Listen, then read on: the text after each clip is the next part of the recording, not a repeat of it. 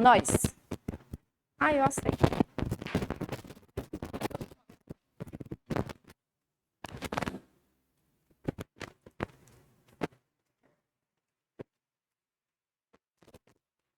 Vamos nós, gente. É bom que esse horário é bem o horário da prova. Horário da prova, horário do né?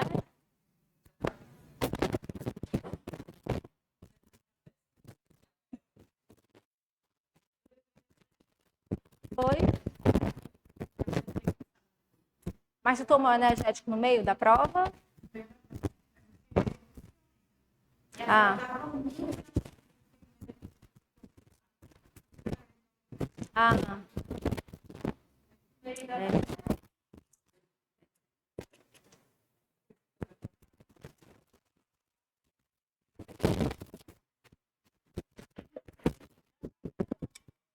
Leva bala de café, né?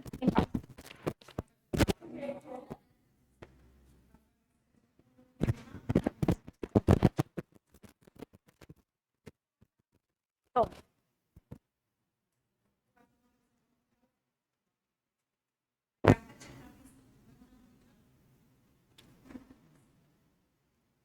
Vamos lá, fazer isso daí. Só para organizar aqui mesmo.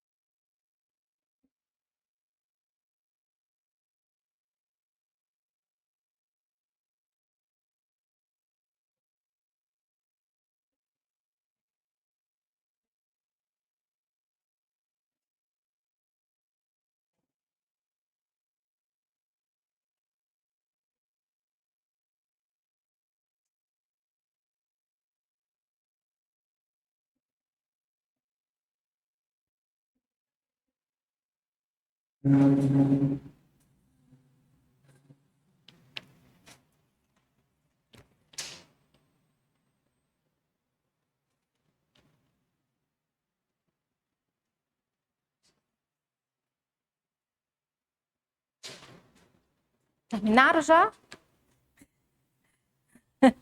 Ainda não? Tô brincando. Bora lá. Identificar as teses.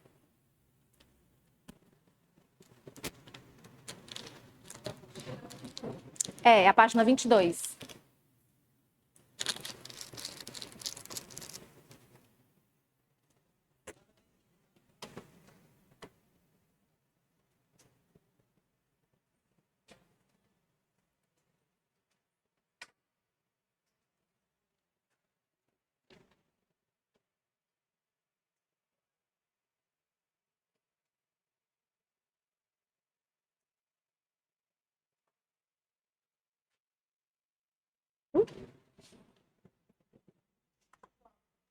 22 é esse que começa falando sobre em 3 de outubro de 2016. Lauro.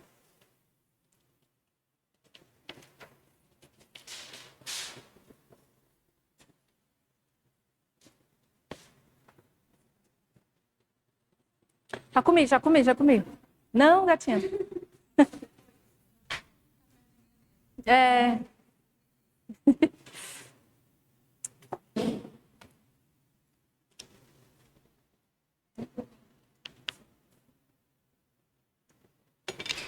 Já encontrou todas?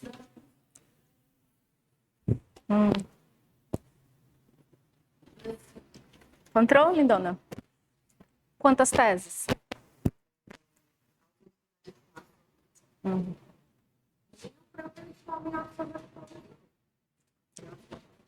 É. E o que mais? Não tem só isso aí.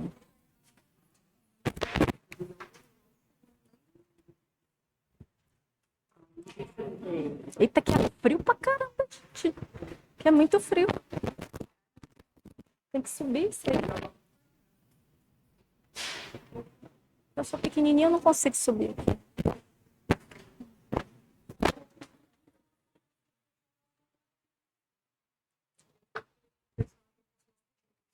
Seus botões.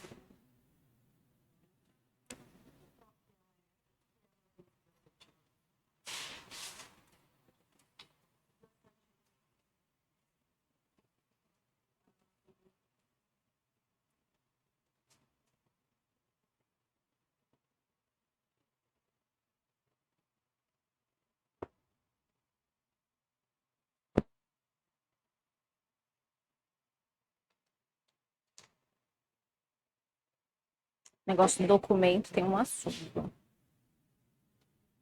Já caiu. Já caiu mais de uma vez em prova. Caiu recentemente, inclusive. Exatamente.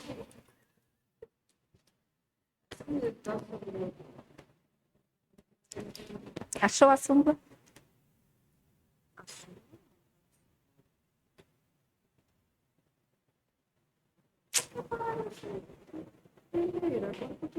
Foi 213, né? 217 não, cristão.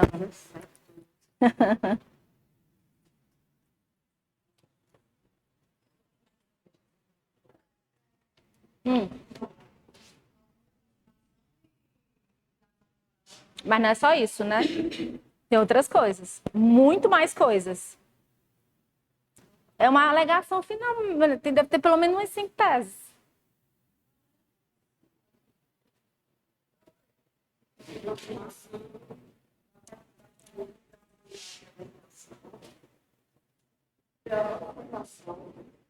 Sim, mas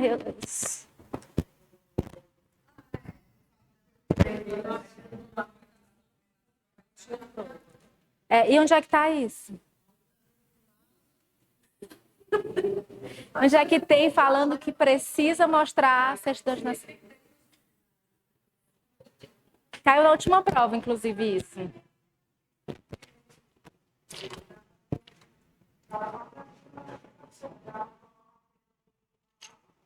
Olha, trabalho. Ó, tem uma, duas, deixa eu ver quantas teses tem. Duas, três. Quatro, seis.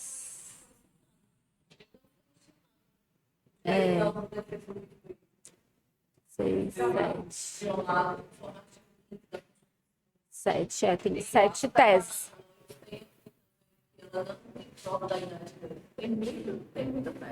É. Pois é, essas muitas teses vocês esquecem de botar na prova, né? Eu só não sei como é que eu fiz. Lembrar. Essa. Pois é, não, tipo assim, como a última.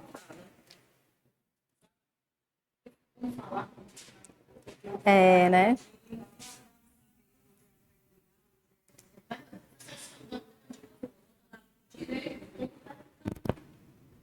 Eu tava falando pra ela.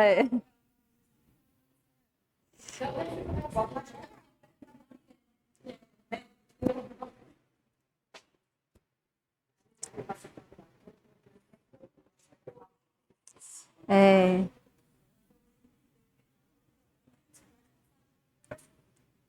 Foi?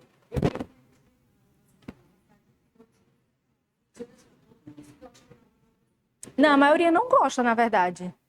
Ainda perto de ti.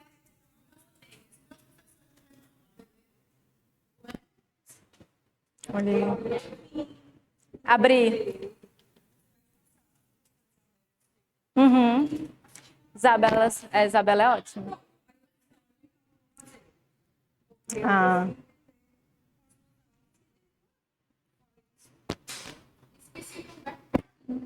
Eita, o promotor de justiça, o novo.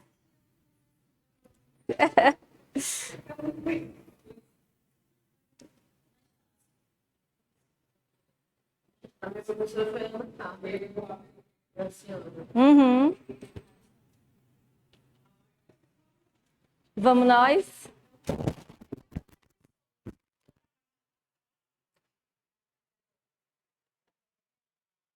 A Lara? Não sei. Não sei.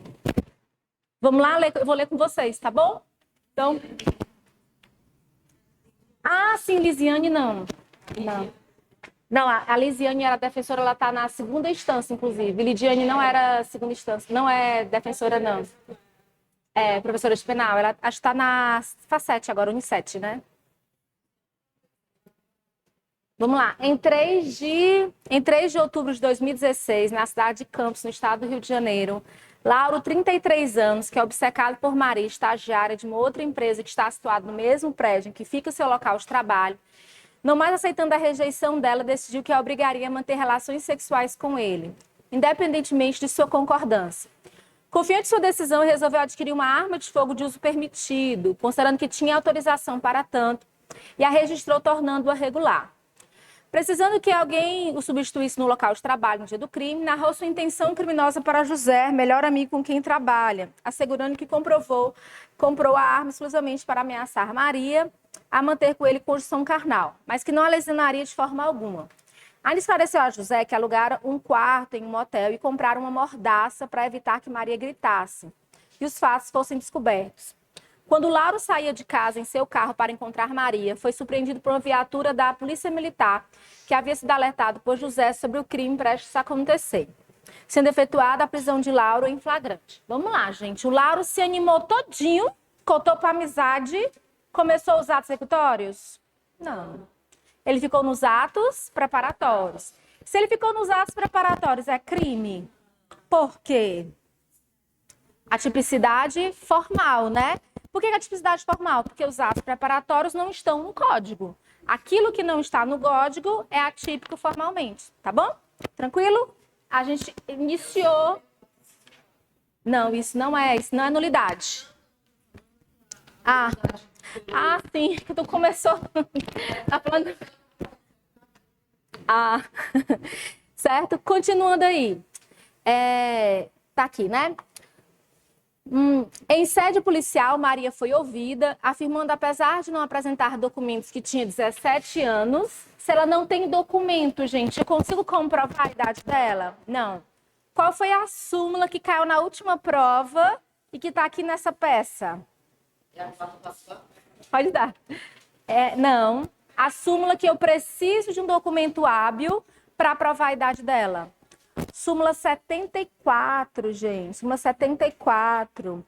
Eu só consigo comprovar a minoridade se tiver um documento hábil. A fala não é suficiente. Eu preciso de quê? De uma identidade. Súmula 74. STJ. Caiu na última prova, gente. Já falei dela, inclusive. 74, viu?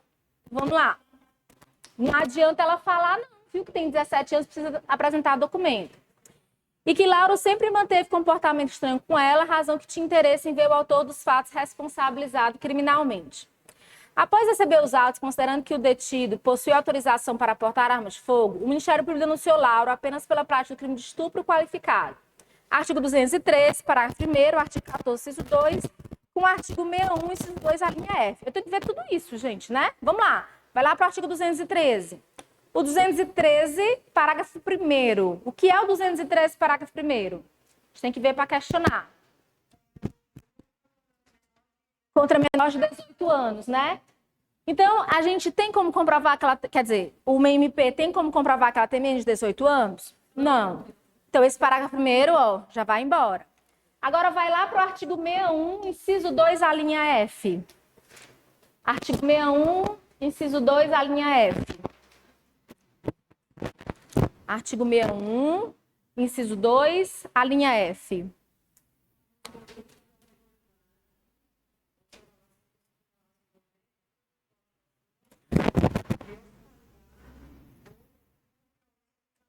Moravam na mesma casa, gente? Tinha um relacionamento? Tem violência doméstica e familiar? Não. Também vou pedir para tirar essa agravante, né? Ó, do artigo 61. Tá bom? Vamos continuar. Aí ele vai e fala.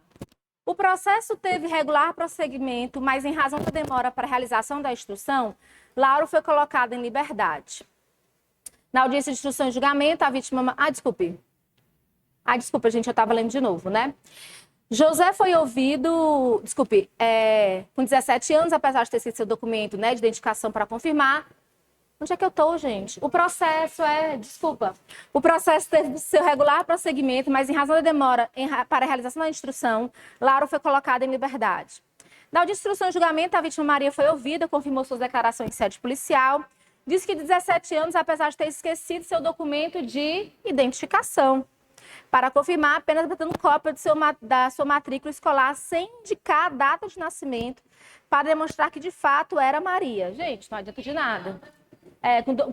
Com histórico escolar que não anda com documento de identidade, né? Vamos lá. José foi ouvido e também confirmou os fatos. Quem confirmou os fatos, ele tem direito ao quê? A confissão, né? Tem a atenuante da confissão. Então já circula aí, ó. Lembra, gente, é como se eu estivesse procurando o tesouro, né? Estou procurando o tesouro, alegações e apelações, assim, eu vou lendo e encontrando os tesouros. Continuando, certo, gente? Ele fala que o réu, gente, o réu não estava presente na audiência por não ter sido intimado, apesar de seu advogado ter se mostrado, né, conformado com tal fato. O ato foi realizado, porque o interrogatório seria feito em outra data. Gente, verdade. Tem que ter intimação da defesa, né? Qual é o princípio que eu estou falando aqui? Da ampla defesa e do contraditório, né?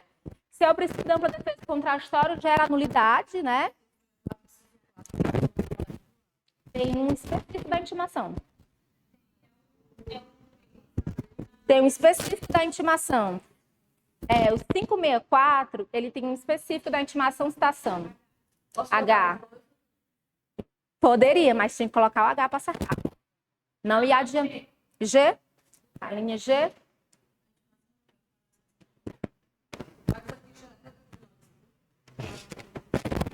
Certo?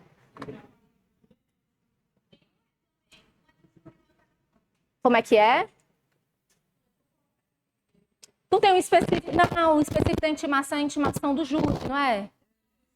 Então é 564, inciso 4 mesmo, gente. Desculpa. Não, mas é intimação, né? Vamos lá, gente. Continuar. Inciso 4 mesmo, é. Aí ele continua falando o seguinte, ó. Na audiência, Lauro foi ouvido confirmando integralmente os fatos, tá aí a confissão dele, tá bom? Mas demonstrou não ter conhecimento sobre as declarações das testemunhas e vítimas na primeira audiência, ou seja, o prejuízo, né, para ele. Aí ele continua, na mesma ocasião foi ainda juntado o laudo de exame de material apreendido, o laudo da arma de fogo, né, demonstrando potencial lesivo, e a folha de antecedentes criminais, sem outras anotações. Encaminhados para o Ministério Público, foi apresentada manifestação, requerendo condenação nos termos da denúncia. Em seguida, a defesa técnica de Lauro foi intimada no dia 4 de setembro de 2018, terça-feira, sendo quarta-feira dia útil em todo o país para a apresentação da medida cabível. Considerando apenas as informações narradas, na comissão de advogados de Lauro, redija a peça jurídica cabível, diferente de HC, ele sempre tira o HC, né, gente? Diferente do HC, apresentando todas as teses jurídicas pertinentes. A peça deverá ser datada no último dia do prazo, tá bom? Então, 4 de setembro, gente, vamos fazer esse prazo aqui. 5 dias, né, gente? Então, dia 4 é uma terça, não é, gente? Então, se é uma terça, perdi o 4 aqui. Tá aqui, né? Uma terça-feira. Então, 5, 6, 7, 8, 9. Quarta, quinta, sexta, sábado, domingo. 10. Segunda-feira, né? Eu não começo a contar do dia 4, porque dia 4 é o dia do começo, eu sempre vou pro dia seguinte, né? Então, não começo dia 4, começo dia 5. E tem que terminar num dia útil, apesar de ser dias corridos, tá bom? Vamos ver o gabarito, gente, que tá logo em seguida, ó, pra gente ver se a gente conseguiu identificar tudo que ele pediu, né? Então, tem o endereçamento, né, na primeira vara, certo, gente? Criminal, o cabimento, né? Alegações finais do 403, parágrafo 3º. E nós temos aí a preliminar, né? Nulidade da audiência de instrução pela ausência da intimação do réu, né? Intimação do réu que representa um cerceamento de defesa ou uma violação do princípio da defesa. Artigo 5º, LV, né? O nosso 55, tá bom, da Constituição. No mérito, gente, ele começa a falar, né, que não foram iniciados atos executórios, tá bom? Ou sendo certo que os atos, né, preparatórios são impuníveis, basicamente ele pediu isso. De forma subsidiária, né, gente? Vou descer aqui um pouquinho. Afastar a qualificadora, pois não há prova nos autos da idade dela, né, gente? Não há prova dos autos da idade da vítima. E aqui ele não pediu a súmula, mas na última prova já pediu a súmula, que é a súmula 74, você tá vendo? Essa prova é antiga, gente, né? Essa prova é de 2011, né? 2018, desculpe, ela é antiga. É 2018, é antigo. Porque prova nova pra gente é depois da pandemia, tá bom? Que exige aí um grau maior de vocês.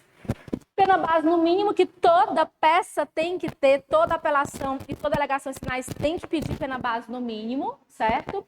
Depois afastamento da agravante, tá bom? Porque não houve violência doméstica, a gente viu isso.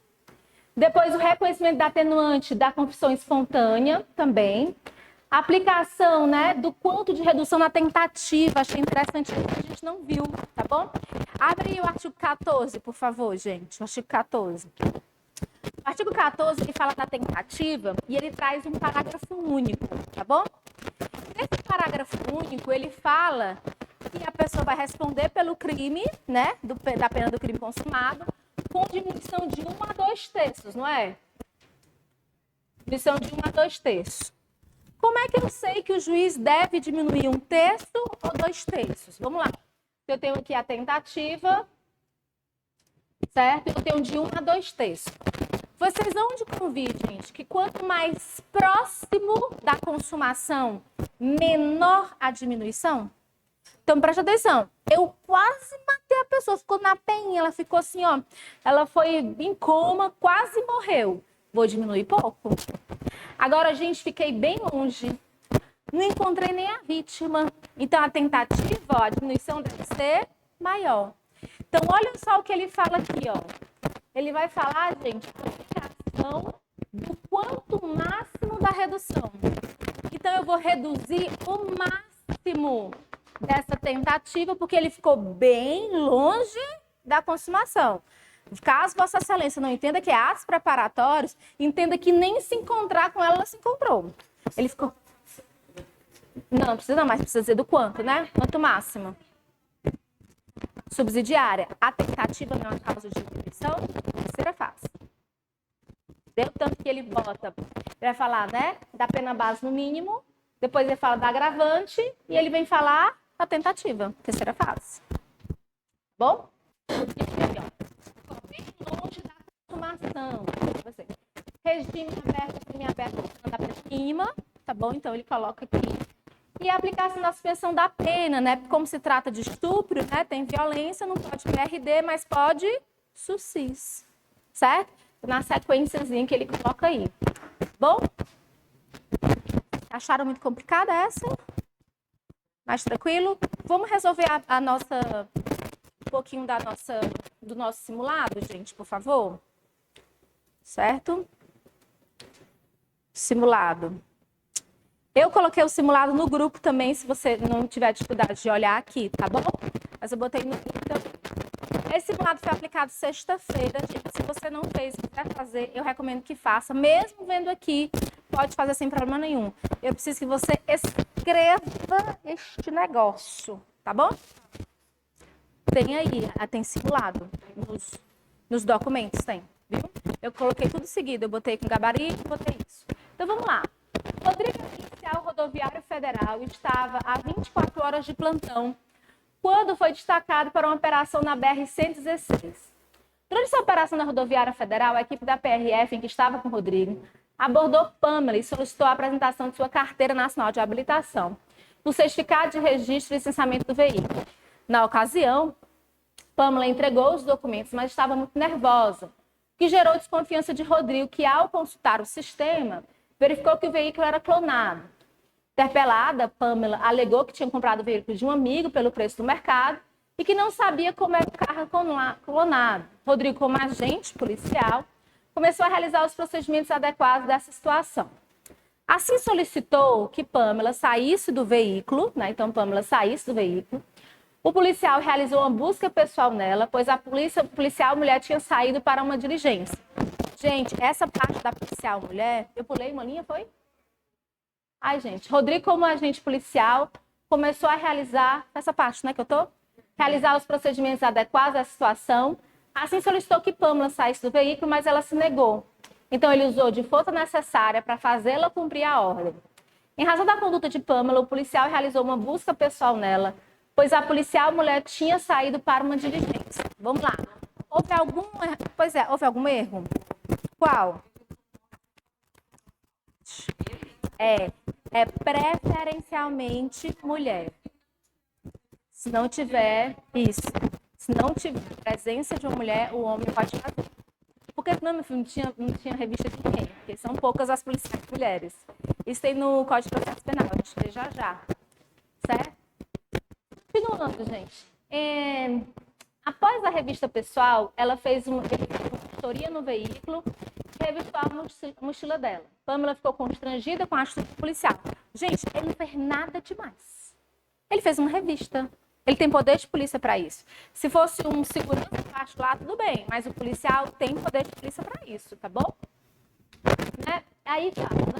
O protesto foi presa em flagrante e encaminhada para a delegacia. No momento em que foi ouvida pela autoridade policial, Pamela estava acompanhada de seu advogado, que requereu a abertura do inquérito policial contra Rodrigo. No entendimento da vítima e de seu patrono, o policial rodoviário agiu com excesso de utilização da força para retirar Pamela. Por isso, deveria responder constrangimento ilegal, calúnia, acrescentando que o fato dela ser mulher, enquadrando a conduta policial na lei, é uns 1.340, viu, gente? Eu botei 43, mas 11.340, que dispõe sobre violência doméstica. A autoridade policial, entretanto, não procedeu à abertura do inquérito contra o Rodrigo. Então, vamos lá, certo, gente? Nós temos aí, né? Ela chegou lá para ser enquadrada e ela queria enquadrar o policial. Falou, olha, o policial cometeu crime de constrangimento ilegal, porque ele utilizou de força para fazer a revista pessoal, mas ela estava resistindo, né, gente? E também, certo, falou que tinha sido uma mulher, era para ser uma mulher, e tinha sido ele não tinha gostado. Além da calúnia de ter imputado o fato que era crime, que ela disse que era falso. Basicamente foram essas duas coisas. Aqui já começa, né, gente? Foi violência doméstica contra a mulher, gente? Não, né? Apesar de poder considerar violência contra a mulher, não foi Maria da Penha, gente, né?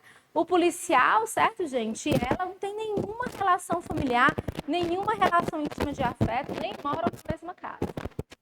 O patrono, então, se dirigiu à Promotoria de Combate à Violência contra a Mulher, que atua perante o Juizado de Violência contra a Mulher da Comarca de Fortaleza, que denunciou o policial rodoviário, o policial rodoviário, federal, gente, desculpa, federal, pelo crime previsto no artigo 146, constrangimento ilegal, e acresceu 138 também do Código Penal pela indicação do crime falso, ambos combinados com 5 e 7 da Lei Maria da Penha, descrevendo apenas o que foi relatado pela vítima, sem descrever a conduta do agente ou tipo de violência. O que faltou aqui? Descrever o fato com suas circunstâncias. Faltou? Denúncia genérica, né? Tem que descrever. Gatinha, isso aqui é o simulado. O simulado tá no grupo. Tá no grupo, tá bom? Isso. Tá no grupo e também tá naquele papel que eu entreguei com vocês, viu? Ontem. Isso. Aí ele fala, né? Bem como não arrolou testemunhas de fato para dar a entender que o APF, com o nome do agente policial, é suficiente. A denúncia foi juizado em questão, juizado de violência doméstica, tá bom? Efetizando a citação do Rodrigo no dia 1º de abril de 2020, quarta-feira. Diante dos fatos, você, como advogado de Rodrigo, apresenta a medida cabível. Gente, eu tenho uma citação antes de audiência. O que é isso? Resposta à acusação, né? Eu vou botar aqui, ó, nosso RA. Então, beleza, gente. Se um crime é cometido, gente, por um policial rodoviário federal, a competência é da Justiça Federal. Certo? Justiça Federal. Não sabe competência, né? É, né? Que lindo. Não sabe. É, né?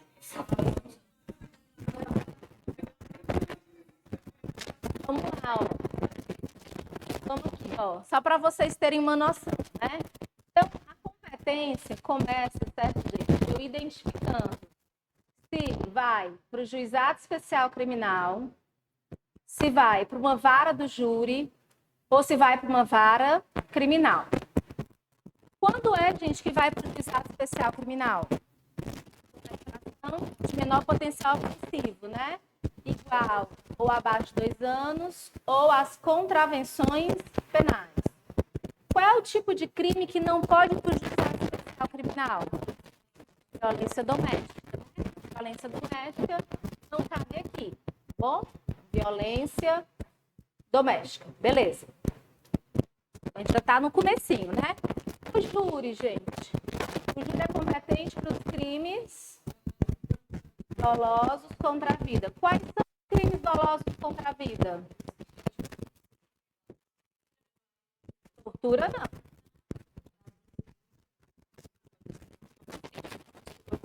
Doloso. Latrocínio, não. Crimes dolosos contra a vida são os 4 primeiros. Infanticídio,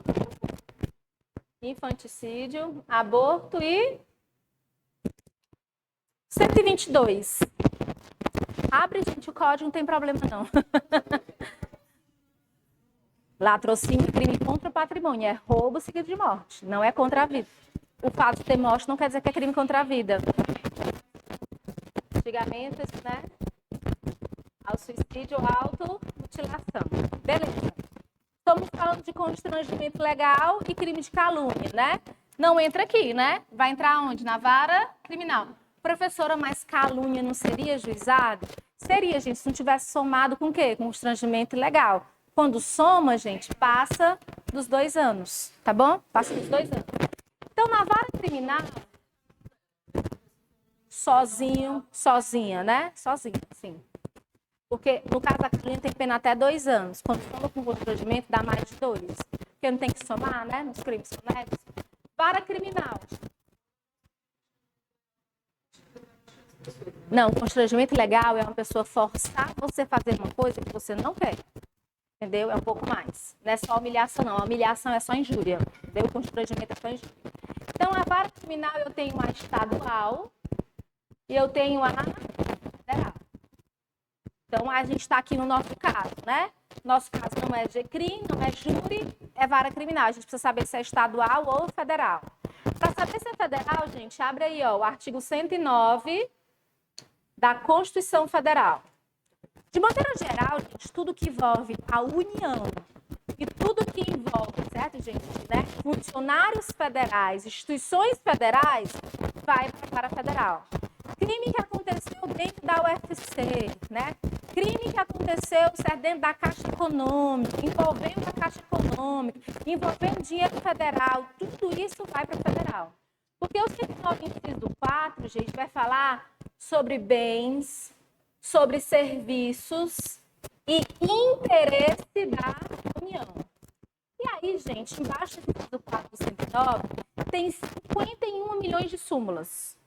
Deve ter pelo menos umas 4 aí, né? Tem mais? Tem mais. Tem várias súmulas, tá bom? Algumas que eu queria destacar. A primeira, o 109, gente, vai falar sobre União, aí vai vai falar, né? Autarquia, fundação e fala sobre empresa pública. Quem é que faltou aqui da administração pública indireta?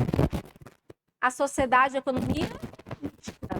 Sociedade economia mista, gente, não vai, olha só, não vai para a Justiça Federal. Professora, quem é Sociedade Economia Mista? Banco do Brasil, Petrobras, certo? São algumas das pessoas da Sociedade Economia Mista, tá bom? Vai para a vara estadual. Já a Caixa Econômica, gente, vai para a vara federal, porque ela é uma empresa pública federal. Tudo que envolve essas autarquias, gente, não só bem e serviço, como também pessoas. Tanto, certo, um crime, olha só, funcionário público, tanto um crime praticado por funcionário público, praticado contra funcionário público ou contra funcionário público, vai para a Justiça Federal. Eu tive aqueles 2 policiais rodoviários federais na BR que foram mortos enlouquecidos. Isso é o quê? Isso aqui é contra, né? Contra funcionário público. Vai para a Justiça Federal. Professora, mas a Justiça Federal e também é crime doloso contra a vida. É um júri federal. Vai para o júri federal, que são raríssimos, inclusive, né? Professora, o crime foi praticado. Aqueles policiais rodoviários federais que jogaram um cara dentro de um viatura e gás, né? Fizeram tipo uma câmara de gás. Não sei se vocês lembram na época da pandemia. No morador de rua, né? Acho que foi morador de rua, não lembro exatamente. Essa situação foi praticado por funcionário público federal. Vai para a vara federal, tá bom? Além disso, gente, todos os crimes contra o sistema financeiro nacional. Eu acho que é o inciso 6º. Dá uma olhadinha aí se é o inciso 6º do 109.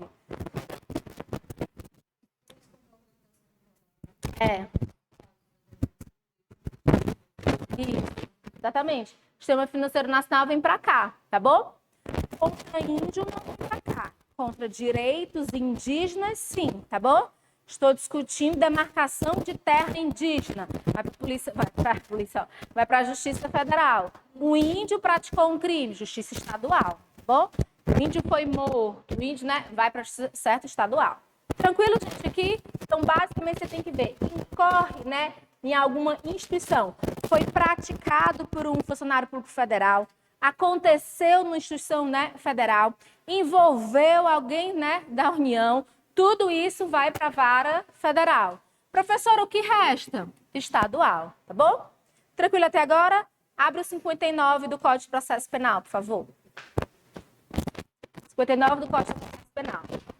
Aí nós temos as regras, gente, de competência. Nós vamos ter no 59, que é definição de competência.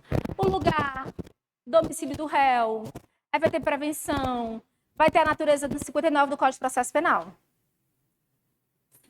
59.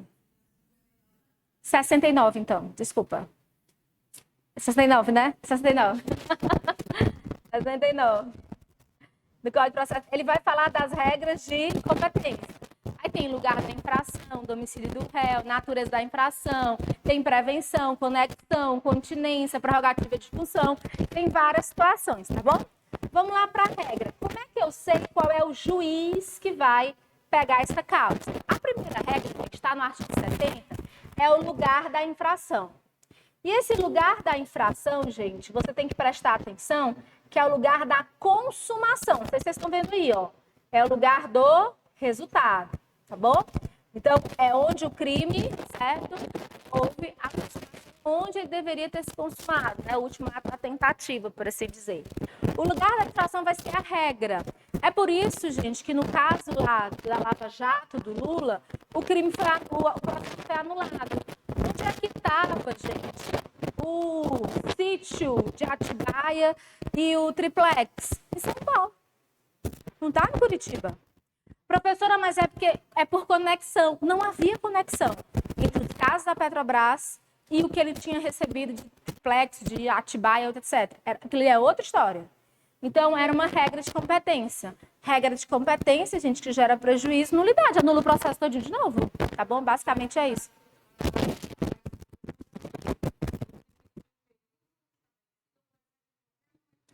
se houve um prejuízo com a prisão dele por 2 anos, a qualquer tempo. Viu? Vamos lá, gente. Certa essa regra da competência. Logo em seguida, ao lugar, no artigo 70, eu acho que o parágrafo 2º, ele é até novo, né, gente? Em 2011, 2012, ele vai falar do estelionato. É o parágrafo 2º, né?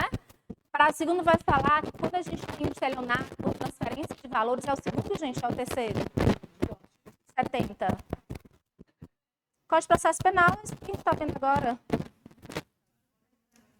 Não, é parágrafo 3º, 4º, parágrafo 4º. Obrigada. O parágrafo 4º, gente, é o que você tem que prestar muita atenção. Se você quiser, inclusive, grifar, certo? É importante. O parágrafo 4º, ele vai falar quando se trata do estelionato de transferência de valores. Lembra daquele golpe de Pix? Tá bom? Quando a gente fala desse estelionato aí, a competência é o domicílio da vítima. Certo? Uma coisa super importante. Eu tava crente que ia cair isso agora, gente. Na primeira fase nem caiu. Mas pode ser que eles estejam guardando para a segunda, né? Mas tá aí, querida. Tá aí, ó. Artigo 171, que é o estelionato, tá bom?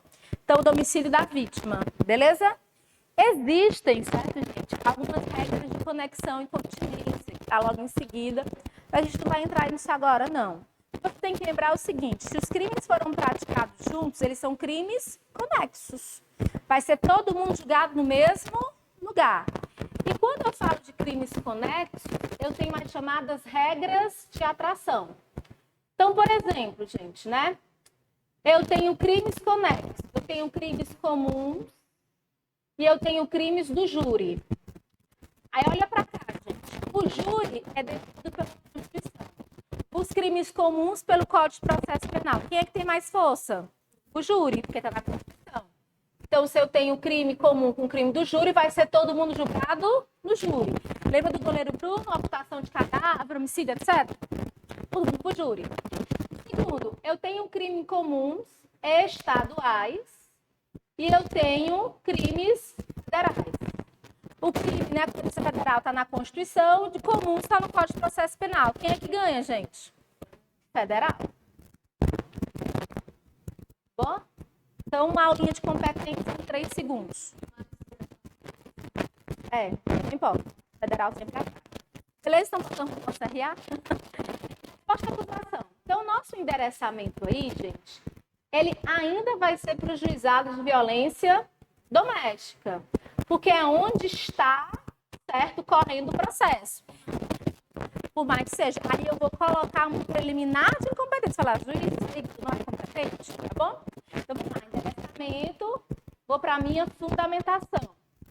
Artigo 396 e 396-A do Código de Processo Penal. Oi.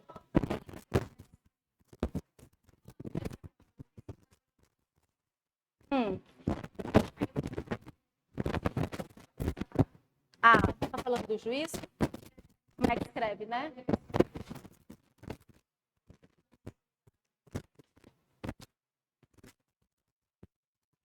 O juizado é a unidade.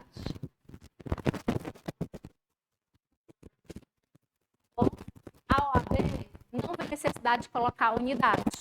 A última prova tinha juizado mesmo, beleza?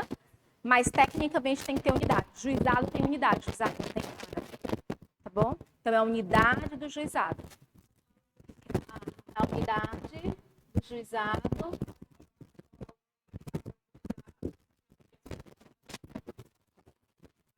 Não, é o juízo, ao juízo do juizado. Você pode colocar ao juízo do juizado ou ao juízo da unidade do juizado. Porque você não está mandando para o juizado, você está mandando para o juiz do juizado. Entendeu? Pensando nisso. Mulher, pelo amor de Deus. Endereçamento, tentatividade vão para o nosso direito, certo? As preliminares, gente, são questões, como a gente já falou, questões processuais. As questões processuais, gente, que não entram nos fatos, tá bom? E aqui dentro nós temos uma questão preliminar, que é exatamente a incompetência. A incompetência, gente, está em que artigo? É uma questão preliminar. Vocês lembram dos dados preliminares do RA? Vamos lá. Rejeição da denúncia, artigo 395. A gente tem, né, o que mais? Nulidades, que é, né, o 564. Questões prejudiciais 92 e 93. E exceções no artigo 95, né? Artigo 95 do Código de Processo Penal.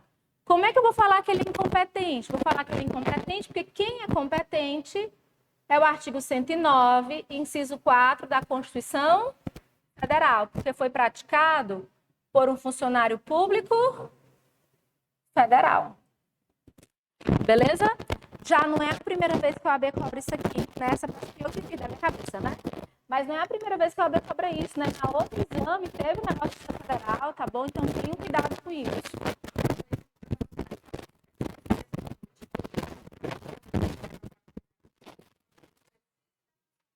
É. Tipo, a profissão é policial, mas ela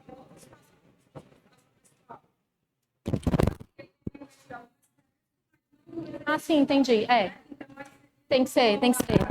Sim, viu? Vamos lá. Ponto 2 aqui, gente. Não é no exercício, é em razão da função. É, ele pode estar paisana, mas morreu porque era policial. Entendeu? Denúncia, sei lá, ele foi reconhecido por um doido, né? Denúncia genérica, né? Denúncia genérica, artigo 395, inciso 1 do Código de Processo Penal, não é? Por que ela é genérica, gente? Porque ela não descreveu os fatos com todas as suas circunstâncias. Diga, Tiago.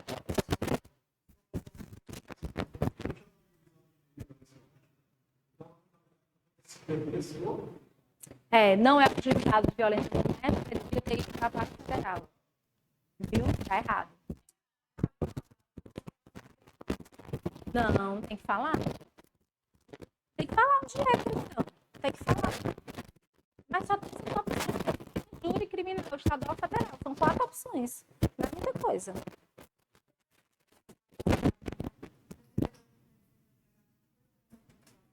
Não. Defesa prévia, eliminação, outras coisas.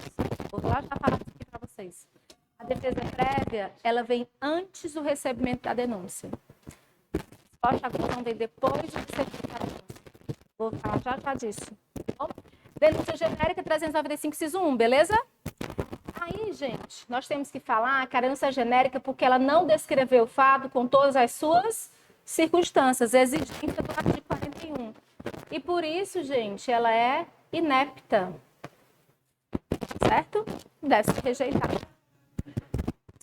Inépcia. Nem inépcia, nem inepta. Tem que colocar o deputado inciso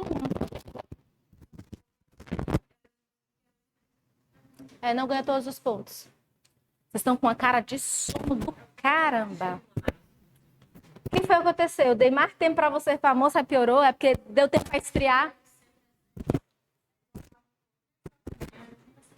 Ah, assisti o UFC.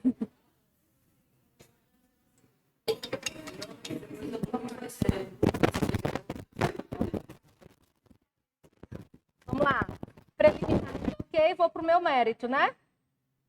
O mérito aqui, gente, é a absolvição sumária, né? A absolvição sumária dele é o quê, gente? Houve crime? Tá, por que ele utilizar força para fazer a busca pessoal porque ela estava resistindo? Não é crime. Estrito cumprimento do dever. Vamos lá. Arrasou, Gabriel. Esse estrito cumprimento do dever legal, gente, é em relação ao crime de constrangimento ilegal.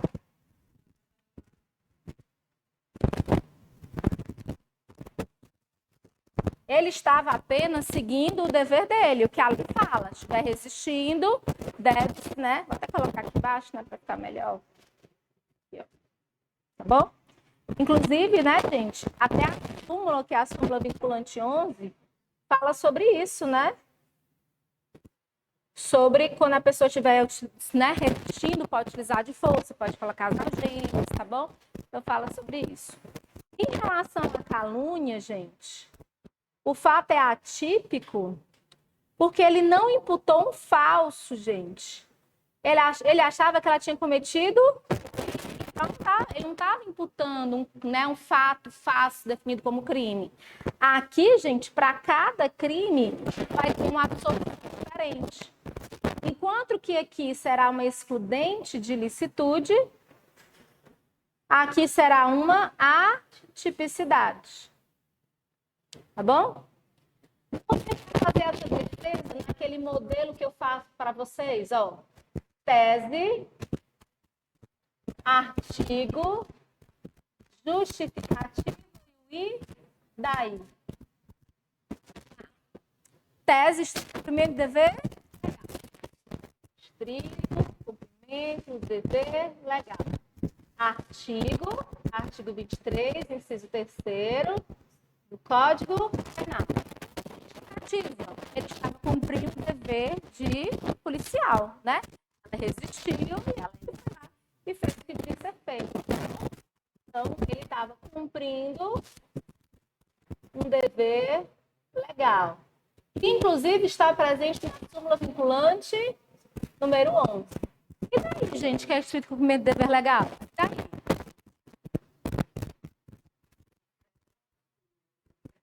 Exclui a licitude. E se excluir a licitude... irá se absolver sumariamente. Gente, se você conseguir fazer essa sequência, você não deixa nada fora. Nada. Todas as palavras encantadas que a FGV quer de vocês, elas vão estar aí presentes, tá bom? Então, oi.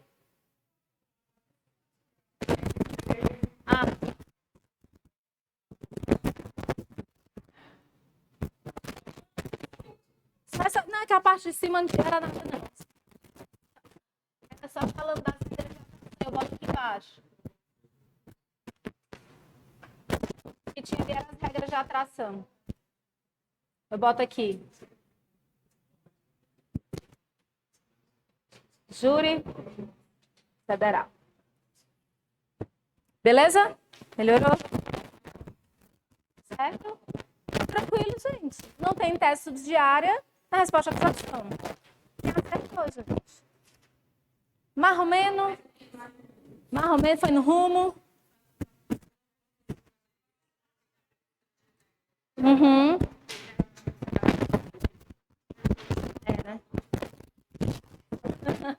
Pronto. Gente, questões, né? Isso aqui, ó, eu fiz trucada. Vocês viram? É difícil, né? Porque hoje, você lê, você não consegue, ó, né? Antes eu fazia as peças bem claras, com justificativas bem claras. Um negócio tudo enfado aí. Você nem imagina. Vamos para a primeira questão, gente. Vamos lá. Vamos ver quem acertou. Janaína, viúva, mãe de 4 filhos, todos menos de 10 anos, desempregada e sem dinheiro para comprar comida, passava por uma loja de frutas e verduras, quando percebeu que havia uma cesta de maçãs que se projetava para o lado de fora da loja. Janaína subtraiu 4 daquelas frutas para dar aos seus filhos, ocasião em que foi presa pelo vendedor, tudo observado pelas câmeras de segurança. Foi encaminhado para a audiência de custódia, ocasião em que o representante do Ministério Público requeriu a conversão da preventiva. Diante dos fatos narrados, na qualidade de advogado de Janaína, responde: qual a tese de direito material deve ser alegada em seu favor, qual a fundamentação para o pedido de liberdade provisória e qual o pedido subsidiário deve ser feito na audiência de custódia em favor de sua cliente. Uma questão típica da OAB, né? Com ódio dessa daqui? Com ódio. Vamos lá. Vamos lá, gente. Fome. Fome é furto famélico. Furto famélico é estado de necessidade. A pessoa está numa situação de perigo e acaba praticando o crime por conta dessa situação de perigo. A situação de perigo aqui é a fome que causa um risco à integridade física e à vida. Então, a resposta, gente, ó, furto famélico pelo estado de necessidade, causa excludente de licitude previsto no artigo 25 e 24. Eu fiz no modelo que eu sempre faço para vocês, ó, a tese e o artigo. Vou justificar, ó. Ocorre que Janaína encontrava situação de perigo à fome, que resultou no furto, sacrificando, né, o patrimônio para salvar a vida e integridade física dos seus filhos. Justifiquei. Desta forma, vamos por daí. Desta forma, né? Não foi crime diante do estado de necessidade, caso de justificação ou excludente de ilicitude. Botei esse nome de caso de justificação, que o AB também tem utilizado isso aqui para dizer que é excludente de ilicitude, tá bom? Então, só para colocar para vocês. Tá tudo junto. O estado de necessidade é furto famélico. O princípio da infância é pelo valor. Deveria ter um valor na peça. Teria que ter um valor. Tem, porque senão eu não sei. Se fosse uma peça... furto famélico e atipicidade material são duas coisas diferentes. Se você quisesse defender as duas teses de forma separada, até podia ser, mas não pode dizer que são as duas coisas. Furto famélico, a base é estado de necessidade. Princípio da insignificância, a base é o valor pequeno. A inexpressividade do bem jurídico é a atipicidade material.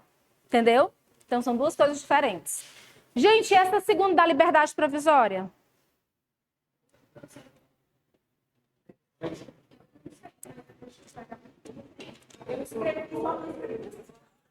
Cabe liberdade provisória, tem um artigo. Cabe isso. A liberdade provisória, gente, cabe quando é causa excludente de ilicitude. Tem expresso isso aqui. E esse negocinho aqui já caiu várias vezes. As provas mais antigas vocês devem ter já cruzado com alguma questão dessa. Toda vez que tem um excludente de ilicitude, cabe liberdade provisória. Gente, qual é o pedido subsidiário, já que ela é mãe? Prisão. Condenada, não. Ela responder... Ela não vai ser condenada em liberdade, não. Ela vai responder... O quê? Em prisão domiciliar. O meu pedido é pedido de decretação de prisão domiciliar, em vista que ela é mãe de filhos menores de 12 anos. Previsto no 318 e 318A. Oi.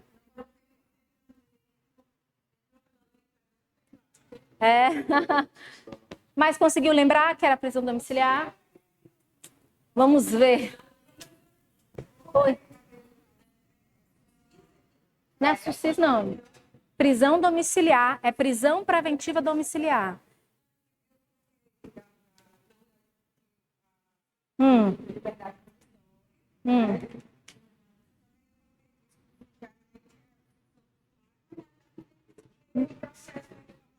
Mas olha só a pergunta. Qual é o pedido subsidiário na audiência de custódia? Tem que prestar atenção na pergunta, que o OAB faz muito isso. Não é que não cabe, não. É que não foi isso que ele perguntou. Não nesse momento. Beleza? Continuando, segunda questão. No dia 2 de fevereiro de 2019, Lucas descobriu, após um exame de rotina, que era portador de doença venérea grave. Ao chegar em casa, descobre que sua esposa, Priscila, planejava pedir o divórcio. Inconformado com a intenção da companheira, Lucas manteve relações sexuais com ela, com o objetivo de lhe transmitir a doença, disse logo em seguida. Em setembro do mesmo ano, em uma reunião com os advogados para discutir a partilha dos bens do divórcio, Lucas relembra o ocorrido como forma de vingança. Ao ouvir a intenção do ex-marido, logo após a reunião, Priscila foi à delegacia de violência doméstica e relatou o ocorrido. Jonas foi denunciado pelo crime previsto no artigo 130, parágrafo 1º do Código Penal, combinado com o artigo 5 e 7º da Lei Maria da Penha. Aquele era um casal, né? Entretanto, foi constatado pelo exame pericial que Priscila já estava contaminada da mesma moléstia, desde antes da conduta de Lucas, fato que ela desconhecia. Diante dos fatos narrados na fase de alegações finais, responda a qualidade de advogado de Lucas. Qual? Parecida. Foi parecida, porque as perguntas são diferentes. A gente fez só sobre o crime impossível. Aí eu botei uma questão de processo. Qual argumento a ser apresentado de matéria de punibilidade? E qual o direito material deve ser apresentado? Vamos lá. Argumento de direito material, gente, é o crime impossível, né? Por impropriedade absoluta do objeto, que o objeto é a vítima, né? A vítima já tinha a doença, tá bom? Então, de maneira bem clara, vamos fazer com nossa cabeça a sequência que a gente faz, ó. Então, até direito material é crime impossível, certo? Pela impropriedade absoluta do objeto, conforme o artigo 17 do Código Penal. Vamos justificar? Ocorre que a vítima já possuía a moléstia venérea, sendo impossível passar o quê? A doença para ela. E daí que é crime impossível, gente? Desta forma, ele não praticou crime diante do quê? Da atipicidade, certo? Da conduta. Conseguiu compreender? Tá fácil, gente. Eu sei que quando eu falo fica fácil, né? Mas vai ficar mais fácil ainda. Gente, e o que eu posso argumentar em matéria de punibilidade? Decadência por quê?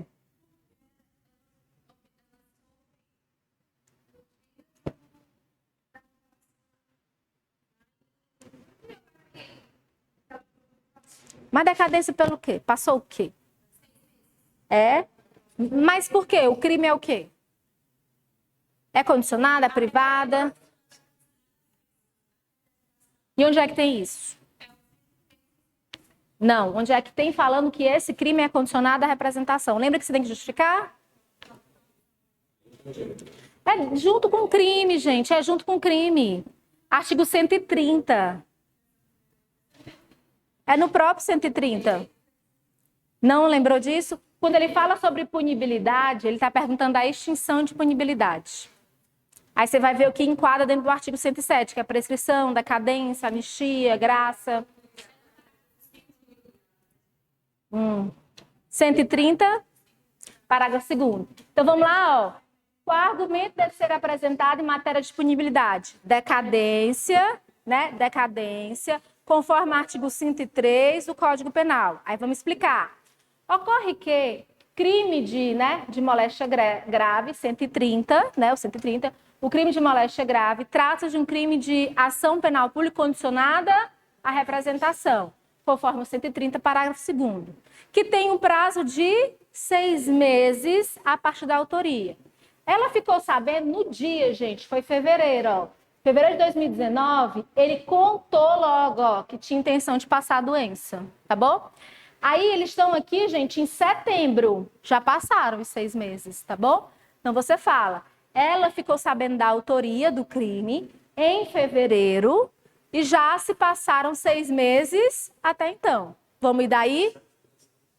Desta forma, houve a extinção de punibilidade pela decadência, conforme o 107, inciso 4 do Código Penal, 107 que fala da extinção de punibilidade, tá bom? Vai entrar na cabeça, nem que seja a força.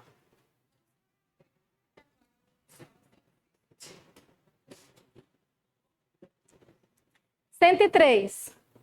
Não, aí, gente, como é que vocês conseguem? Eu estava até tentando baixar, levantar aqui. Ei, Thiago, vem cá, que é alto. Só baixa isso aqui e vai. Coragem, coragem. Vem cá, Thiago, coragem. Hã? Não, frio. Aí eu queria baixar para ver se para de botar a vento ali. Hã? Ó. Tem isso aqui, ó. Tu faz assim, ó. Na mão. Não. É humilhação, né? Pronto. Bota mais, desce mais. Fecha tudo, Pronto.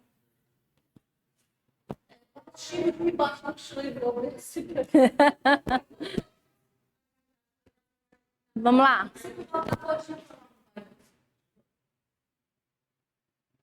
Vamos lá. Não, é o máximo, é. É melhor deixar para baixo, que é menos vento. Baixa tudo. Pronto, pega direto. Vamos lá. Aristides, inspetor de polícia, no dia 30 de julho de 2018, em pleno horário de expediente e no exercício de suas funções de forma livre e consciente, utilizou em proveito próprio para encontrar-se com sua amante o veículo Astra, cor prata, placa HDY 1029, de propriedade da Polícia Civil do Estado de São Paulo, do qual tinha posse em razão do cargo em que ocupava. Fatos que foram apurados por processo administrativo interno. Sobre os fatos, respondo os itens a seguir. Qual a tese de defesa ser argumentada em favor de Aristides durante o processo? Depois de oferecida a denúncia pelo Ministério Público, qual é a peça de defesa cabível e seu prazo, excetuando a hipótese de HC? Antes da gente ir para aí, eu venho para cá, tá bom? Eu já tratei disso aqui com vocês na primeira dia de aula, mas eu quero relembrar, tá bom? Quando a gente trata de procedimentos especiais, eu tenho um procedimento, certo, de crimes praticados por funcionário público, que são os crimes funcionais. E, certo, gente, no caso da lei de drogas, uma peça a mais de defesa. Normalmente eu tenho resposta à acusação e alegações finais. Quando ficou muito frio, foi para vocês? Qualquer coisa, viu? Ficou oferecimento. Eu tentei ajeitar, gente, mas parece que não deu certo, né? Foi mal.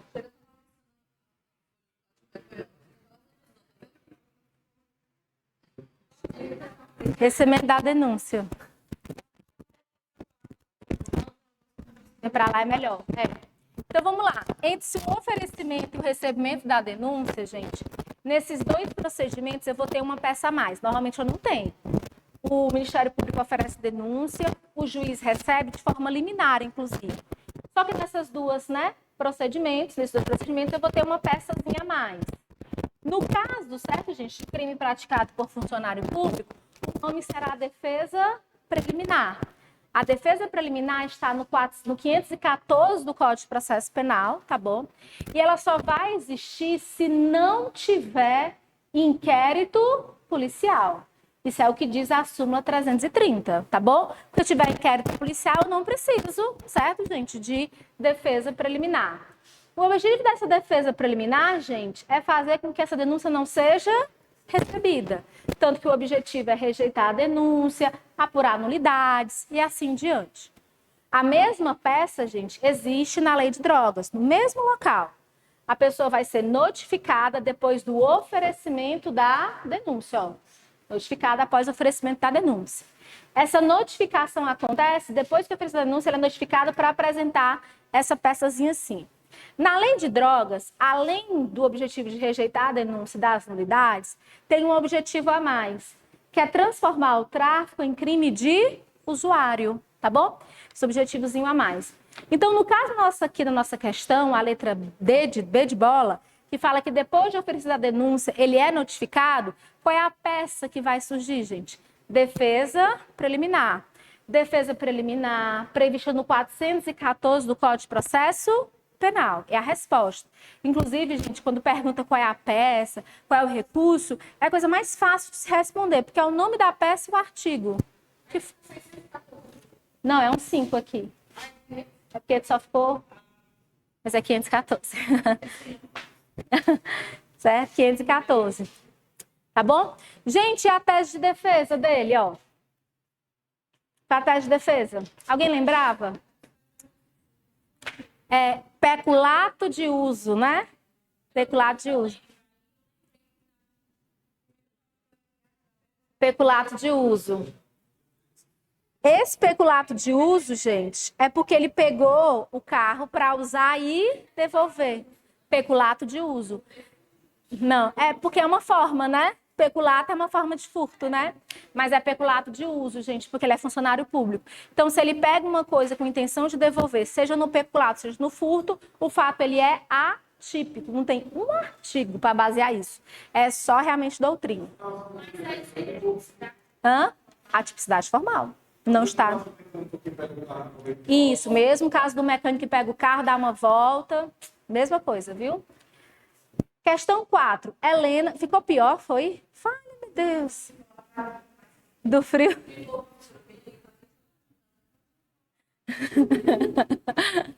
Vamos lá. Questão 4. Helena, 13 anos, mantém relacionamento consensual com André, 18, estudante do primeiro ano de faculdade. Eles moram na zona rural da cidade de Crateús. Eles namoram há 1 ano e a mãe de Helena consentia com o namoro do casal, visto que a época do início do namoro André era menor de idade. Entretanto, o pai de Helena, que trabalha como um caixeiro viajante, não sabia da situação da filha e foi informado pelos avós paternos do namoro. Inconformado com a situação, pois acredita que a filha era muito nova, foi conversar com a mãe de sua filha, pois sou simples e humilde da roça. Inclusive, não tinha terminado o fundamental. Ela informa que este não é o primeiro namoro de Helena, inclusive a nível sexual. Lembra que ela só tinha 15 anos quando teve a filha, não vendo problemas no namoro, visto que André é menino bom. Diante da situação, quando passa por Juazeiro do Norte, comparece à delegacia de criança e adolescente para relatar o caso, que é informado que a conduta de André se enquadra em crime, bem como da mãe de Helena. Dito isso, vamos lá. Letra A. André praticou algum crime? Se sim, indique e justifique. Se não, o consentimento da vítima pode ser usado em sua defesa? Letra B. Qual a responsabilidade penal da mãe de Helena? Pode ser alegado algo em seu favor?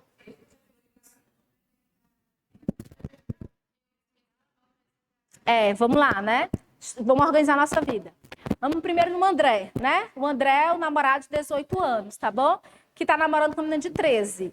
Se ele tem 18, se ele tivesse 18, até menos, né? Se é uma menina de 13, qual é o crime? Estupro de vulnerável. Então, a primeira pergunta é qual o crime? Estupro de vulnerável. Por que é estupro de vulnerável? Praticar relações sexuais com menor de 14 anos. Massa, justifiquei. Se não, né? Se não é crime, o consentimento da vítima pode ser usado em sua defesa? Não. Tem súmula e o artigo 217, parágrafo 1º, gente, já trata sobre isso. Consentimento 593. 593, eu acho, né? Súmula 593, se eu não estou enganado, do STJ. Então, tanto a súmula, tinha a súmula e depois foi colocado dentro do artigo. Exatamente. 217, 593, Rebeca, é? Obrigada.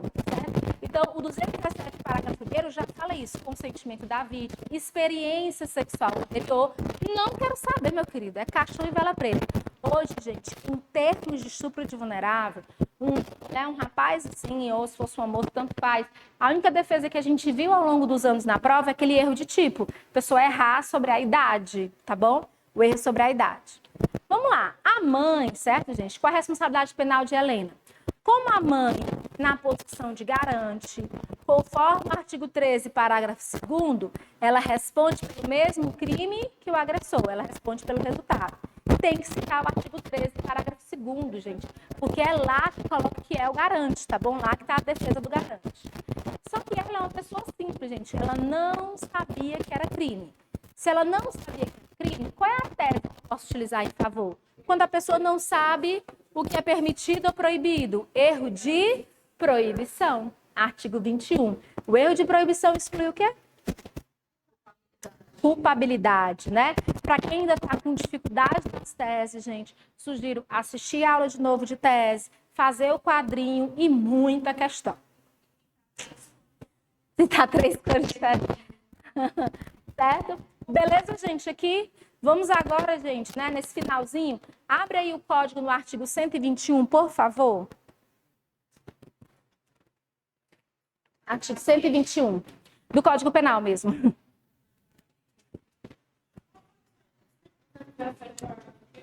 Parágrafo 1º.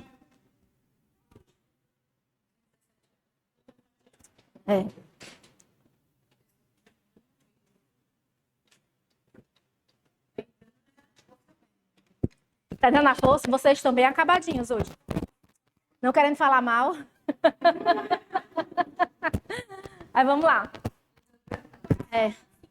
593. Tem aí, amor, embaixo do 217A. Do parágrafo 1º, não tem não? Vale. Normalmente tem. Vamos lá? Artigo 721. Vamos lá. Na apostila, gente, eu quero que você abra a apostila agora na parte dos crimes, que vai toda essa parte relacionada aos crimes contra a vida, viu? Abre aí os crimes contra a vida. Artigo 121. Eu abro aqui. Daí, amor.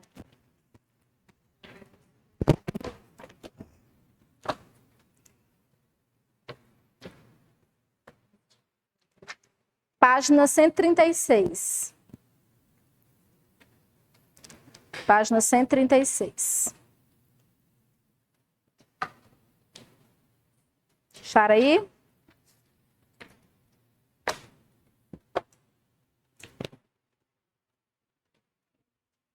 É.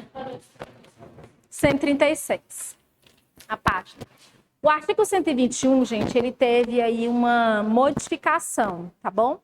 Então, hoje, ele tem, desde 2024, né, no começo desse ano, né, um aumentozinho lá na parte do parágrafo 2b. Acho o 2b, eu devo ter grifado aí esse 2b. Esse aumento não entra para vocês. Ele tá, pronto, ele tá em negrito, né? Tá grifadinho aí, né? Isso é de 2024. Como o edital de vocês de dezembro de 2023, ele não entra para vocês. Mas para vocês terem conhecimento aí, certo? Que o artigo já foi modificado, tá bom? Deixa eu abrir aqui para a gente poder analisar esse 121, que às vezes a gente não tem muito tempo, né, para ficar tratando de crime. Oi? Já tem aí no teu? Parágrafo 4º? Ou o inciso 3º do 2b? Ai. O de vocês de 2024? Não, amor. Não, 2b, inciso 3º. Tem na apostila, ó. Se você olhar, na apostila tá aqui, ó. Inciso 3º. Beleza? Vamos lá? Então, vamos lá. O 121, gente, é o crime de homicídio, né? É um que costuma cair em prova, certo? Então, eu preciso trabalhar com vocês por quê? Se uma das apostas, gente, é uma peça do júri, o homicídio é, tipo, meio que fundamental para saber, tá bom? Então, vamos lá. O 121, ele começa com matar alguém. Eu quero que você acompanhe comigo na apostila, tá bom? Tenta acompanhar comigo na apostila, se você puder, que aí você vai grifando e riscando junto comigo, tá bom? Esse artigo 121, que tem reclusão de 6 a 20 anos. Se ele tem reclusão de 6 a 20 anos, se você está defendendo que ele vai pegar a pena mínima, 6 anos vai aonde? Semiaberto, tá bom? Fica ligado, tá bom? Nem sempre se vai para o regime fechado. Tem uns 6 anos lá, certo, gente, que pode ir para o semiaberto. Aí ele traz a causa de diminuição, que é o homicídio privilegiado. Ele fala o seguinte: se o agente comete o crime impelido por motivo de relevante valor social, valor moral, domínio de violenta emoção, logo em seguida a injusta provocação da vítima, o juiz poderá reduzir a pena de um sexto até 1/3. Esse é o homicídio privilegiado. Você anotar aí do lado, homicídio privilegiado. E eu quero que vocês grifem a palavra domínio, que é domínio de violenta emoção. Enquanto eu tenho domínio de violenta emoção, ontem eu falei com vocês que existe uma atenuante da influência de violenta emoção. Então, toda vez que eu tenho domínio de violenta emoção, eu tenho como tese subsidiária a atenuante, tá bom? Não esqueçam disso. O homicídio privilegiado, certo, gente, tem esses 3 motivos. Valor moral é um valor individual. Eutanásia, gente, tá aí. Uma pessoa que mata outra, certo? Tipo, relevante valor moral é o caso da eutanásia. Também pode ser um pai que mata o violentador da filha, né? Um exemplo clássico também, tá bom? E valor social é um valor da sociedade. O cara mata o traficante local, o policial miliciano que perturba todo mundo, certo? Então, é algo que vai em vista, certo, gente? Algo bem maior. Por exemplo, uma pessoa que mata os fugitivos lá da Polícia Federal, que não tenha sido em legítima defesa, então pode ser relevante valor social, tá bom? Diminuir a pena, não, ele continua respondendo. Parágrafo 2º. Se o homicídio é cometido, a gente começa com qualificado. Todo homicídio qualificado é crime hediondo. Professor, e o homicídio privilegiado? Não é hediondo. Professor, o homicídio privilegiado qualificado? Não é hediondo. Só é hediondo o puro. Homicídio qualificado, isso é puro. Se misturar, gente, por exemplo, um mandante de um crime, né? Mandante de um crime, certo? Ele, por exemplo, o pai que mata o violentador da filha, homicídio privilegiado. Em vez de ele mandar matar, ele vai matar o violentador e taca fogo no homem. Isso é uma qualificadora. E o motivo dele é uma privilegiadora. Privilegiado, qualificado. É hediondo? Não. Porque só o puro que é hediondo. Tudo isso que eu estou falando, gente, tem tudo explicado na apostila. Estou falando agora com vocês. Vocês vão ver isso, vocês vão revisar em casa, tá bom? com muita paciência, muita coragem. Não é de hoje, né? Mas quem sabe é de amanhã, né? Inciso 1, mediante paga ou promessa de recompensa ou por outro motivo torpe. Do lado do inciso 1, gente, bota assim, objetiva. Essa é uma circunstância objetiva. Oh, desculpa, subjetiva. Oh, meu Deus, a cabeça. Subjetiva. Essa é uma circunstância subjetiva, tem a ver com o motivo do crime, né? Então, a circunstância subjetiva. Circunstância subjetiva não se misturam e não aproveito o corréu. Como assim? Se eu entrar com recurso para tirar o motivo torpe do meu crime, se eu tiver praticado com alguém, não vai alcançar ele. Só alcança ele se a circunstância for objetiva. Então, olha só, entro lá, certo, gente? Dentro do meu recurso, só eu apresentei recurso, meu parceiro não apresentou. E aí, lá no meu recurso, eu falo, ó, teve motivo torpe, eu não recebi dinheiro para pagar essa pessoa. E o tribunal diz, massa, vou tirar a tua qualificadora. Essa qualificadora aproveita o meu corréu? Não. Só aproveita o corréu se a circunstância for objetiva. Aquilo que é pessoal, que é só para mim, pode aproveitar o outro, tá bom? Isso.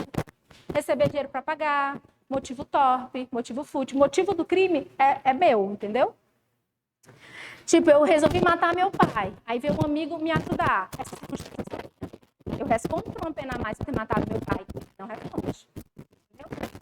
Inciso 2, gente. Motivo fútil. Não é motivo fútil, não é motivo não. Matar por nada. Certo, gente? Inciso 3. O motivo fútil é subjetiva. Tá bom? O inciso 3 e 4, gente, você liga os dois aí e bota objetiva. O 3 e o 4 tem a ver com a forma de execução. Forma de execução não é pessoal. Qualquer pessoa pode tacar fogo na outra, né? Vamos lá. Emprego de veneno, fogo explosivo, asfixia, tortura, outro meio insidioso ou cruel que possa resultar perigo comum. Veneno é básico, né, gente? Veneno para todo mundo ou veneno só para aquela pessoa. Eu posso, por exemplo, dar uma substância que ela é extremamente alérgica. Eu posso, certo, gente, dar chumbinho de rato, né? A gente já fez até exemplo disso, né? São casos relacionados, certo, gente, a veneno. O caso de fogo, explosivo e asfixia, eles meio que se misturam. Porque o fogo pode ser tanto as labaredas como também a fumaça, tá bom? A asfixia, gente, tanto pode ser asfixia mecânica como também certa química, né? Através de um gás ou então um mata-leão, né? Pode também ser por asfixia. Tortura. Embaixo desse inciso aí no código de vocês, tem a lei de tortura, a 9.000 e... Não, embaixo do inciso do 121, a lei de tortura. Eu quero abrir ela com vocês, que eu já falei dela. 9.455. Abre aí para mim a lei de tortura, gente, por favor. 9.455. Abre aí. 455. 455, A lei de tortura vamos lá, parágrafo 1º, ou artigo 1º. É a lei pequenininha, certo? Qual é a diferença de homicídio por meio de tortura e tortura seguida de morte? Vamos analisar esse artigo bem direitinho. Nós temos muitas causas de tortura nos últimos anos, né? O seu examinador está ligado. Então, lembra que a OAB gosta de colocar um direito humano, um negócio ali, violência doméstica, né? Então, vamos trabalhar bem. O artigo 1º fala, constitui crime de tortura. 1. Constranger alguém com emprego de violência ou grave ameaça, causando-lhe sofrimento físico ou mental. Aí vai A, B e C. A finalidade da tortura, ó. Com o fim de obter informação, declaração ou confissão. B, para provocar ação ou omissão de natureza criminosa. C, em razão de discriminação racial ou religiosa. A tortura tem que ter uma finalidade. Não é só eu espancar uma pessoa. É eu espancar uma pessoa com finalidade de conseguir uma confissão, uma declaração, assinar aqui, né, de todos os seus bens para mim, certo? Fazer com que ela pratique um crime, então eu dou uma surra para ele fazer um transporte de droga, ou então em matéria de discriminação racial, certo, gente? Ou religiosa. Lembrando que aqui na letra C, o STJ já entende que também é tortura se for homofobia ou transfobia, tá bom? O motivo aí da tortura. Inciso 2, gente, outro tipo de tortura. O inciso 1, certo, gente, que tem esse A, B e C, a gente tem nomes para essas torturas, tá bom? No material de vocês da apostila, tem a análise do crime de tortura. Depois vocês dão uma olhada, tá bom? Eu acho já a página, tá bom? Mas ele vai ter na parte de legislação extravagante. Eu acho depois para vocês, que é lá no final. Eu tenho, certo, gente? A tortura, por exemplo, para conseguir informação, é a chamada tortura-prova. Para fazer uma pessoa praticar um crime, é tortura-crime, tá bom? E para, né, a questão da discriminação é a tortura-preconceito. Vou colocar aqui, não custa nada, certo? Então, do artigo 1º, eu tenho esses tipos aí de tortura, ó. Então, a letra A, que é uma tortura para conseguir uma confissão, uma declaração, a gente chama de tortura-prova, certo? Tortura-prova. A letra B, que é para fazer a pessoa praticar um crime, é tortura-crime. E a letra C, que é com discriminação racial, é tortura-preconceito. E o inciso 2, eu vou já colocar logo aqui, é tortura-castigo. Tortura-castigo. Olha o que diz o inciso 2, certo, gente? Dessa lei de tortura. Eu vou achar, porque tá tudo misturado aí fica difícil de achar às vezes. Inciso 2. Submeter alguém sob sua guarda, poder ou autoridade, com emprego de violência ou grave ameaça, a intenso sofrimento físico ou mental, como forma de aplicar castigo pessoal ou medida cautelar preventiva. Vamos analisar isso aqui. No inciso 1, gente, qualquer pessoa pode praticar o crime. No inciso 2, tem que ser uma pessoa que tenha autoridade, né? Então, ele fala, ó, que tenha guarda, poder ou autoridade. Não é qualquer pessoa. É o pai, não é o vizinho, tá bom? Então, tem esse poder de autoridade. É um poder de garante aqui. E aí ele traz um detalhe, gente. Ele fala intenso sofrimento físico. No inciso 1 não tem intenso. Professora, por que no inciso 2 tem intenso? Para diferenciar o crime de maus tratos do crime de tortura. Maus tratos, gente, eu deixar uma criança o dia todo sem comer. Tortura, eu amarrar ela num latão e deixar ela uma semana sem comer ou dar comida estragada para ela. Isso aqui eu estou causando um sofrimento físico. Amarrar ela dentro de uma lata, certo, gente? É o quê? Tortura. Então, a diferença vai ser um intenso sofrimento físico. Os dois crimes têm a mesma finalidade. Castigo, medida cautelar, certo? Medida preventiva. Então, eu posso tanto dar, né? Fazendo a tortura para prevenir que ele não pratique algo, como também para castigar, né? Então, as duas coisas para acontecer. Aqui dentro, gente, eu acho aquele pessoal, aqueles menores que, né, em casa de detenção, certo? Que praticam ato infracional. Então, a tortura que eles sofrem é desse inciso 2, tá bom? Tranquilo aí, gente? Mais ou menos? Vamos lá. Parágrafo 4º, gente, nós temos uma alteração, tá bom? Então, o parágrafo 4º fala assim: aumenta-se a pena de 1/6 até 1/3. A inciso 1, se é cometido por agente público. E o inciso 2, você deve estar vendo aí, gente, que foi modificado em 2023, né? Então, agora ele fala o seguinte, ó. Se o crime é cometido contra criança, gestante, portador de deficiência, adolescente ou maior de 60 anos. Maior de 60 anos que foi incluído, tá bom? Não tinha um idoso aí, ele foi incluído depois, tá bom? E o inciso 3º, se o crime é cometido mediante sequestro. Parágrafo 5º, gente. Eu conversei com vocês, né, já, que aquela perda do cargo só era automática na tortura. No parágrafo 5º isso, olha só. O parágrafo 5º vai falar que a condenação acatará na perda do cargo, função ou emprego público e a interdição para seu exercício do dobro do prazo da pena aplicada. A única situação em que a pessoa pode perder automaticamente o cargo é dentro, certo, gente, aí, a tortura. Na última prova, ele falava de uma perda automática, mas não era tortura, tá bom? Volta lá para o crime de homicídio, gente. Sim, com certeza. Volta lá para o crime de homicídio e vamos acordar. Pega um café. Vamos lá. Inciso 4 fala, mediante, né, traição, emboscada, dissimulação, outro recurso que dificulte ou torne impossível a defesa do ofendido, amarrar o ofendido, dopar o ofendido, tudo isso está aqui dentro. Reduzo a capacidade, certo, gente, de conseguir se defender. Antigamente, gente, eu colocava o menor aqui dentro, né? Porque o menor tinha dificuldade de se defender. Hoje eu tenho um artigo próprio, tá bom?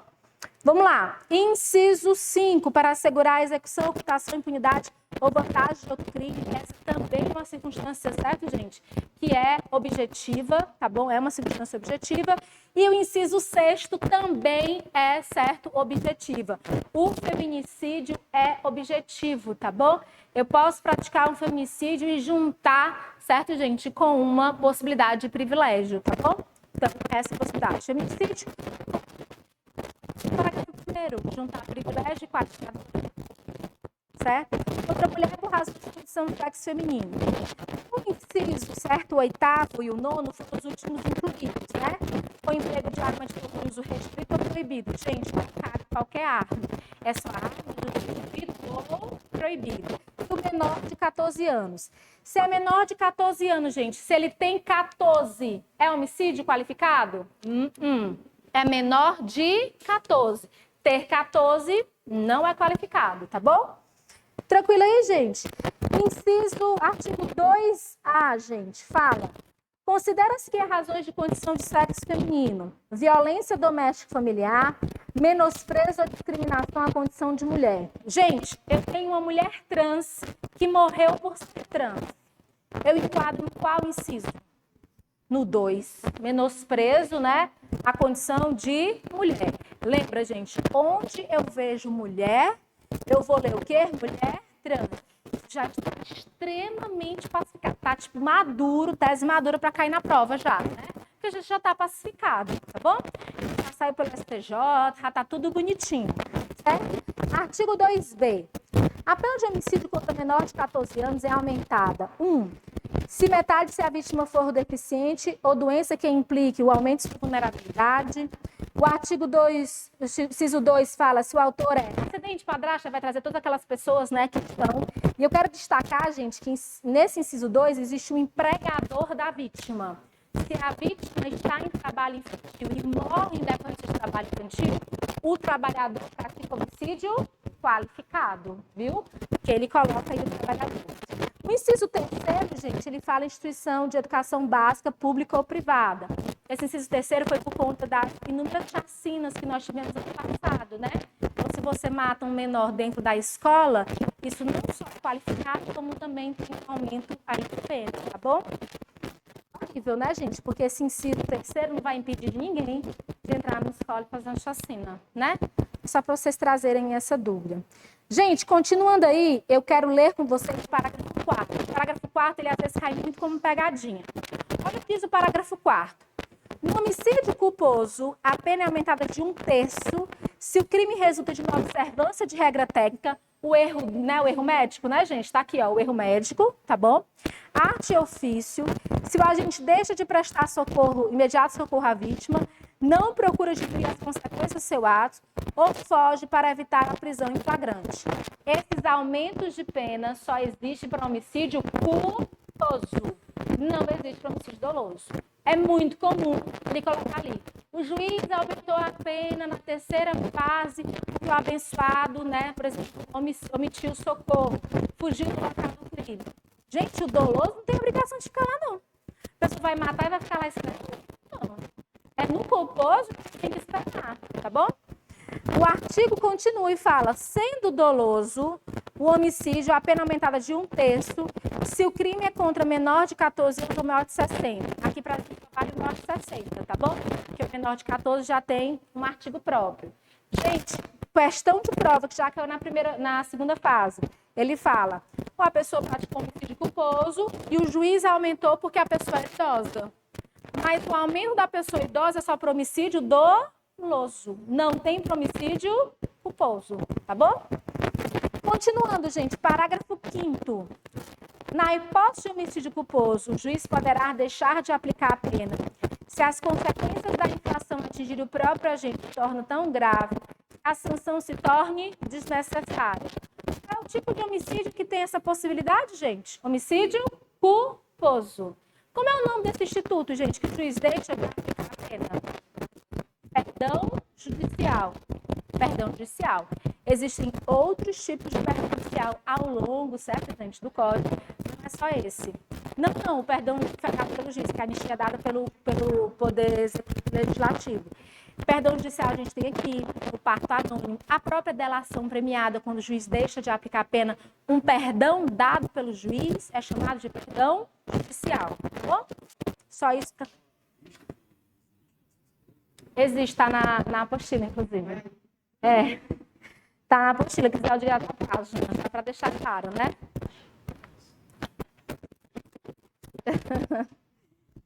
Tá aqui, ó. Página 15.